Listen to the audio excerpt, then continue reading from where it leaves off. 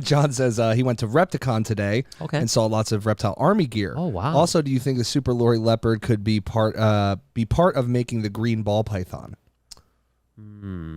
Interesting. First off, that's awesome. Yeah, that's like really ridiculous. That's so cool. That's the first time I've heard that. So I guess because there hasn't been that many shows since we launched.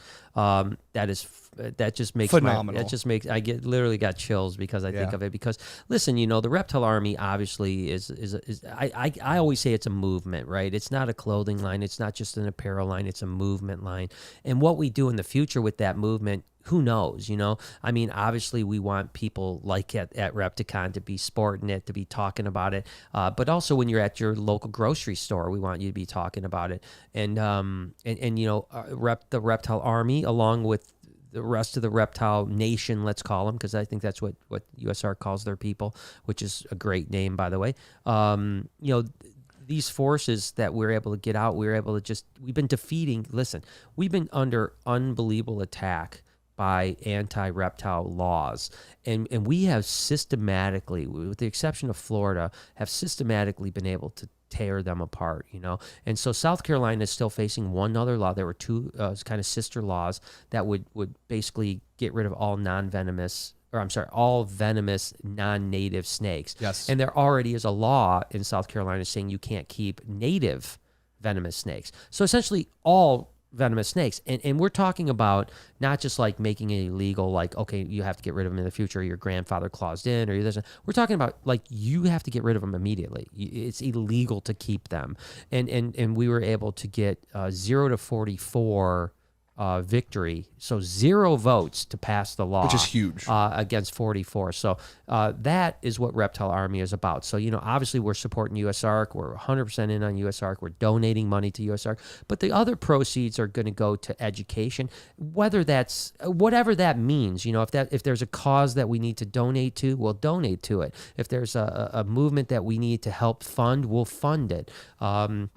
It's all going to go towards the betterment of that. So the Reptile Army isn't Brian Barczyk. It's not Brian's merch. It's not the blog's merch. It's an army. It's a movement. And I think it's pretty amazing to see that. So that's awesome. And then as far as the Lori project, I don't know about anything about the green, because it really doesn't, there's no green in it at all. So I don't think that Lori will ever make that. And green is an interesting color when it comes to reptiles. Yes, it's either you're all in or nothing, right? Yeah, and so ball pythons, there's never really been a real green snake, a ball python. I don't know if there's the color palette to be there, to be honest with you. Now someone could pop something out. There's been crazy stuff that has happened, but I think that right now there's no components that could make a green ball python. But boy, I'd love to see it. It would be really cool. I guess I wonder what he's thinking. Right, is that it's a blue and silvery type animal, you take like a yellow, you or take a yellow out. Yeah, no, put yellow in. So putting a pastel Enchi orange dream with a Lori. I see what you're saying. I think that's what he means. Yeah. Yeah, I think again the way that the colors interact with ball pythons, xanthophore, and really blue is just kind of a hue of melanin, really, Yeah, almost like how tyrosine has like the purpley look, right? So it's just the hues there. So I don't think that green with the blue that we have with the Lori is going to create green, unfortunately. Right. I do see where you're going with that, and it made complete sense, but I don't think it's much like I was thinking about way back in the day. There was something that's called green spot snowcorns. So there was a snowcorn, but instead of pink in the middle, it was green. Weird. Not a real bright green, but it was green. Pale and we call green, them green spot snowcorns. And I thought if we could then breed it to a muted charcoal, which is lacking xanthophore, that could we take the green and make it blue and have a blue spot snowcorn. And it just didn't work. It just didn't work. I mean, once we took the yellow out of it, it just turned into a pink snake again. So I think the way the color palettes work is a little bit different. I wish it worked like a normal art. Like art. Yeah. I wish it worked like that. Ben's Balls says, hey, what's the longest post-pre-lay shed you've had a female go before laying, and can I send stickers? You can absolutely send me stickers. I love them. As far as, I mean, they can go into the 40s. They can go into the 40s pretty consistently. So don't think that they can't. I think if you get past like 45, 46 days, it starts to get pretty worrisome. That being said, my experience, and you got to remember, I'm things happen that don't happen to me. But we have had thousands of ball python clutches. I've never had a ball python bind. I've only had a couple ball pythons ever bind, so they don't bind nearly like most snakes do. It's very rare. It does happen, but it's very rare. I mean, I can count them on my hands. Out of the 1,000 clutches, I can count them on my hands how many have bound up. And I've never had one bind up on the first egg. It's always like they lay 1, 2, 3 eggs, then they bind up. Yeah. So if your ball python hasn't laid and it's 45, 46 days, chances are it's still going to lay. It'd be a very rare occasion for it to bind. That's not to say it can't happen, but if you're under 45, 46 days, I wouldn't worry at all, period. This is a good one. Gary says, is Mike your chumley? Mike is good content, Pawn Stars reference. That's a great way to look at it. I never thought of it. But. Well, it's funny. I say it all the time. I've been saying this for 15 years, to be totally honest with you, going back to Chewy. When I used to talk to TV networks, I always just said, Chewy is my chumley. Yeah. And you're right. If you go back on a lot of very popular series on TV, you always have to have that one goofy character that is Eric was that way, Chewy's that way. I think Mike is now that guy. Yeah. And it's not like you can't like develop it. It's just it's just who they are. They either are or aren't. I would honestly tell you that if you would have told me Mike would have been an interesting part of the vlog when we hired him, I wouldn't have thought of it at all, right? Because he didn't seem to have that personality, but he does do a lot of really goofy, silly stuff. So funny, and it's none of it's an act. He's the same guy on camera as he is off the camera. He's funny. I mean, he's actually just kind of a goofy, funny dude, and he's a really nice guy too, to be totally honest with you. He's a really hard worker. He loves the animals. He's very knowledgeable. I tell you what, I can honestly tell you that Mike is way more knowledgeable than Eric or Chewy. Yeah. When it comes to he's animals. Smart, and he's got balls of steel too, man. Yeah. He's a character. For and sure. that's no dish on Eric or Chewy. I mean, they were both great people and great friends. They still are friends of mine, and they were great they really knew a lot about reptiles. But I'm surprised sometimes when I talk to Mike, he'll say stuff to me that I'm like, wow, I didn't realize you knew that. I know. Like, wow, you're really like, you really do understand how these things work. And he does a great job of caring for the animals. Obviously, Bruce will be back hopefully in the next couple weeks, and that'll help him a lot because Mike's been pretty much running the show over here, and he's done a pretty wonderful job. Absolutely. But yes, I agree with you. You got to have that, because I'm not that, right? The one thing I know about myself is I'm not funny, right? I may be goofy and I may be awkward and eccentric at times, but I'm not funny. I'm not gonna stand up and make people laugh. And nor will Lori. So you do have to have different dynamics to make it's interesting. So right now I love the dynamics of the crew, and that's why you're seeing more of them in the vlog. Absolutely. Yeah. Our boy Simple Man. He says, hope you're all having a good night. That was a nice bike on IG. Did you enjoy your ride? Thank you. I did. Thank you, man. I appreciate you, dude. Welcome to the vlog as always. Yes, I did enjoy my ride. Actually, it was funny. So let me just back up for a second. Tell you a little story. Is that when I got the bike back in October, I believe it was. Yeah, something like that. Something like that. First off, I'm a terrible rider, right? And what I mean by that is I don't really ride if it's under 70 degrees. I don't want to be cold. I hate cold. I don't want to be cold. So if it's above 70, I'll ride. And so I just got the seat back because the seat got tore when they delivered it. So earlier this year, we did have some days over 70, but I didn't have a seat, so I couldn't ride the bike. Right. So I just got the seat back last week. It was the first day above 70 last night. But going back to October, when I got it, I drove it home. My anxiety was bad, right? I'm much better than I was back in October. Still have my days here and there, but most days are pretty good. Most days I'm feeling much, much better.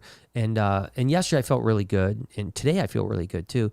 And so, I got home and I was like, it's still light outside now that it stays light till 9:30 or whatever, and it's only going to get, here in Michigan we stay light till almost 10:30 in June. Yeah, people don't get that. That's crazy. Yeah, by the the solstice on the 21st, we're at like 10:30 where it's still light outside. So it was like whatever, like 7:30 or whatever when I got home. It was still nice and light, nice and warm, and so I said, let's go take a ride, and I was really happy because I wasn't anxious at all. Like when I drove the bike home, I got home, I was shaking, from the anxiety, because when you're on a bike, it is, it's a little anxious. You know what I mean? You're out there in the open wind.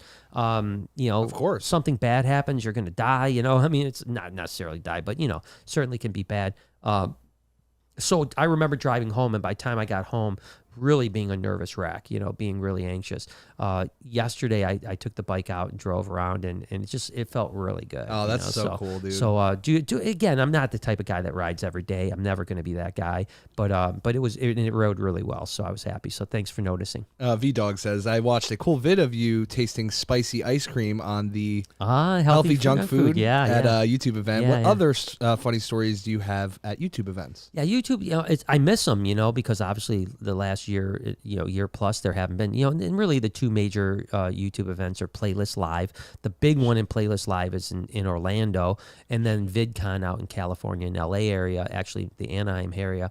But of course, last year neither one of them happened. Now both of them have had like sub events, like smaller events like in Washington, D.C. and stuff like that. But the big events in Orlando, which is Playlist, that's where I was with Healthy Junk Food, which, by the way, those guys are amazing. They're super good people. And then VidCon is really the big dog. VidCon is where big. But their YouTube events have changed quite a bit. Like I'm assuming that if Playlist goes off, which I think that one of the two announced an October date or September and October date. I think it was Playlist actually in Orlando. I'm assuming it's going to be mainly TikTokers, to be honest with you, because most YouTubers kind of have been slowly pulling out of YouTube events, unfortunately. Back when I started to go to YouTube events, I mean, you saw the biggest guys, and I mean, like Casey Neistat would be there, and obviously Roman Atwood, and the list would go on. Harley from Epic Mealtime, and all the OGs would be there. Now it's the last few years prior to COVID, you saw very few of the big dogs anymore, and mainly you saw a lot of, back then it was Musical.ly before TikTok. So the last playlist I went to, which that happened at, the spicy ice cream tasting with Healthy Junk Food, which, like I said, by the way, these guys are such nice people. Oh, it was good. I can't wait to get back down, and when we go to Orlando, we'll have to hook up with them. Oh, hell yeah. Because they're just super nice people. They'll want to come over to Gatorland and stuff like that. We'll do a collab with them for sure. But anyways, point is that the last time I was there, it was like mainly Musical.ly people that now, of course, turned into TikTok. So I'm assuming that's what's going to happen. Now, VidCon's are probably going to be a little bit more of a because a lot of the big YouTubers live in LA, so they'll come out to the thing. But yeah, we'll see what happens. A lot of fun stuff happens at Playlist.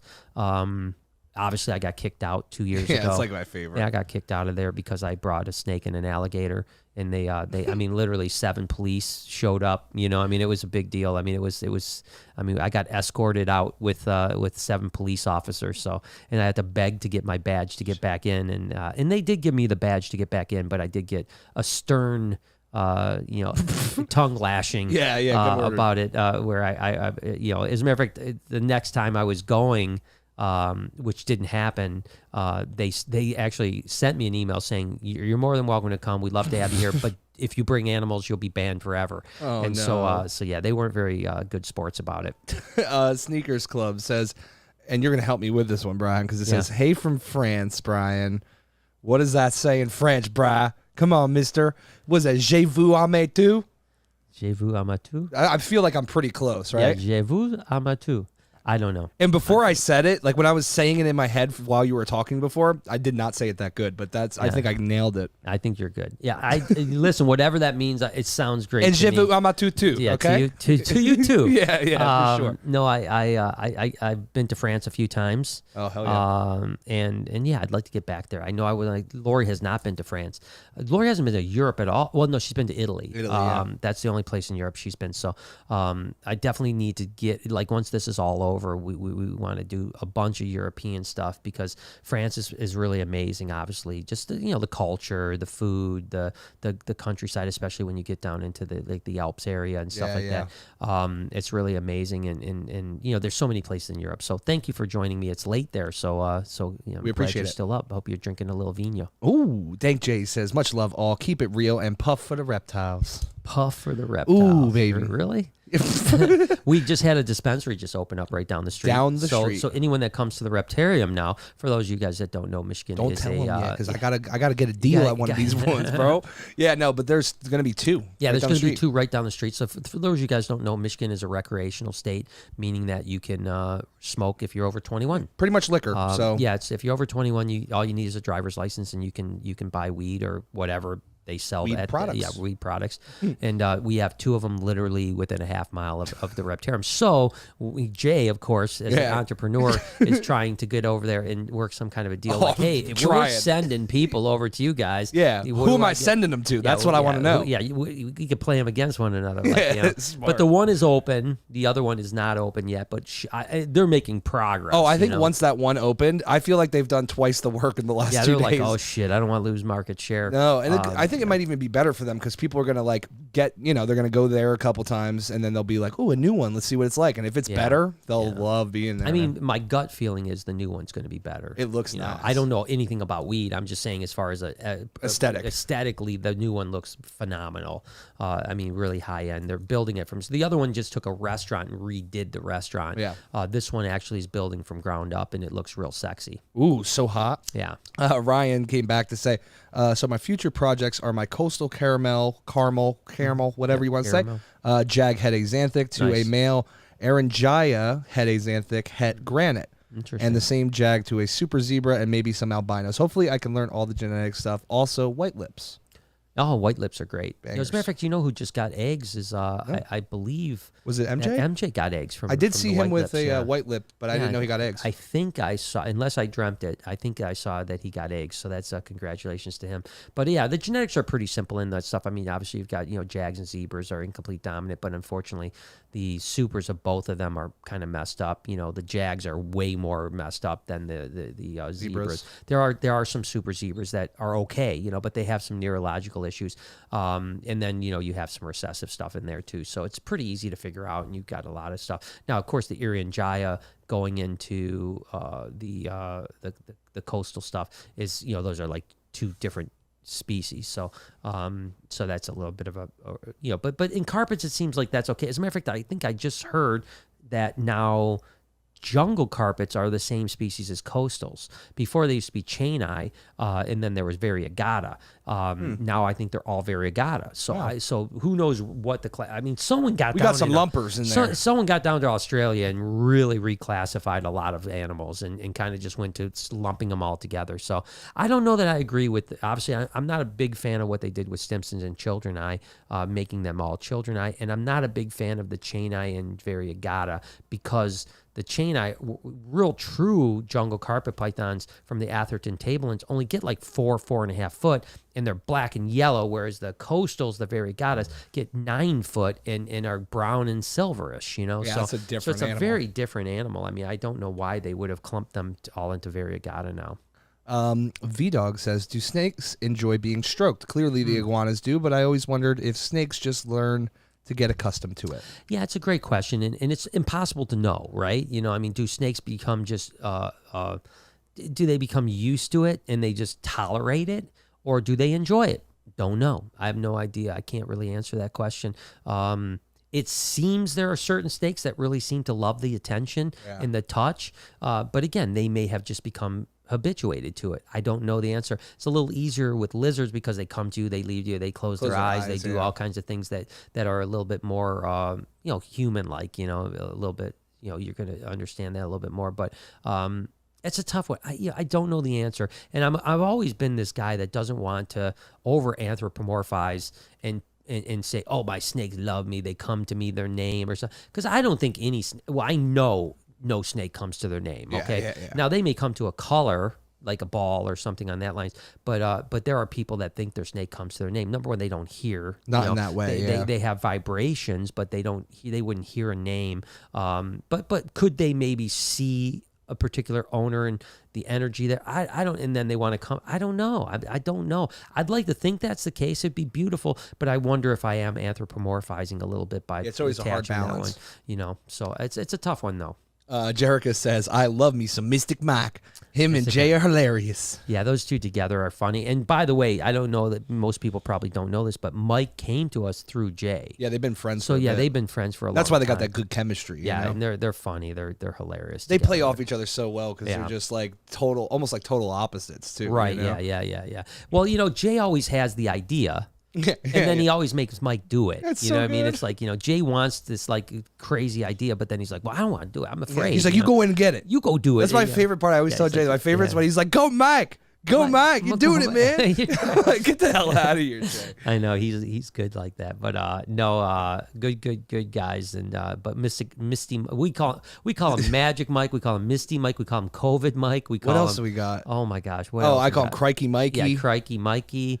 Yeah, so he's got more. Half the time I don't even know what to call him. Rail this Damn, damn- son. Can we rail this in?